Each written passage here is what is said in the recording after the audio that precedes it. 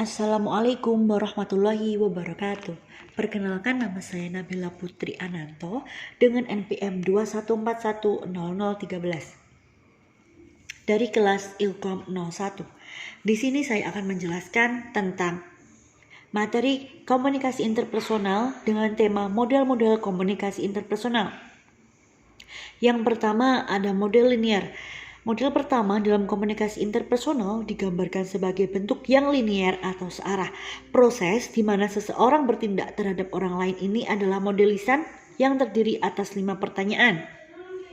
Siapa, apa yang dikatakan, sedang berbicara di mana, berbicara pada siapa, apa dampak dari pembicaraan tersebut.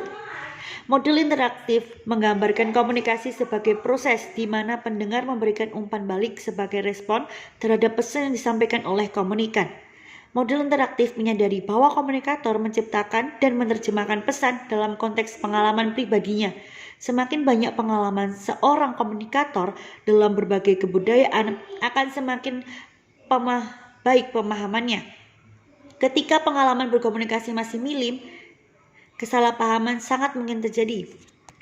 Meski model interaktif adalah pengembangan dari model linear, sistemnya masih memandang komunikasi sebagai urutan di mana orang yang berperan sebagai pengirim pesan dan ada pihak lain sebagai penerima pesan. Model interaktif tidak mampu menangkap dan pergerakan alami dari komunikasi interpersonal yang berubah dari waktu ke waktu. Yang kedua ada model transaksional, menekankan pada pola komunikasi yang dinamis dan berbagai peran yang dijalankan seseorang selama proses interaksi. Salah satu ciri dari model ini adalah penjelasan mengenai waktu yang menunjukkan fakta bahwa pesan, gangguan, dan pengalaman senantiasa berubah dari waktu ke waktu. Yang kedua, model komunikasi interpersonal. Model transaksional menganggap bahwa gangguan muncul di seluruh proses komunikasi interpersonal. Pengalaman dari setiap komunikator dan pengalaman yang dibagikan dalam proses komunikasi berubah setiap waktu. Mendefinisikan komunikasi interpersonal. Yang pertama ada komunikasi lead. Dalam komunikasi lead, interaksi antara kita dapat sering terjadi dan tidak personal, bisa dikatakan orang lain hanya sebagai objek. Interaksi model lead ini membuat kita tidak mengakui keberadaan orang lain secara personal, melainkan hanya bersifat kebendaan. Dalam keluarga yang tidak berfungsi sebagaimana mestinya, orang tua cenderung mengabaikan anak-anaknya dan memperlakukan mereka sebagai benda. Yang kedua ada komunikasi IU, yaitu jenis yang paling banyak digunakan dalam interaksi sehari-hari. Kita memperlakukan orang lain lebih dari sekedar objek, tetapi kita tidak dapat sepenuhnya menganggap mereka sebagai manusia yang unik.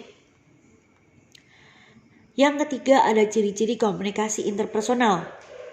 Sistematis, selektif, unik, dan lain sebagainya.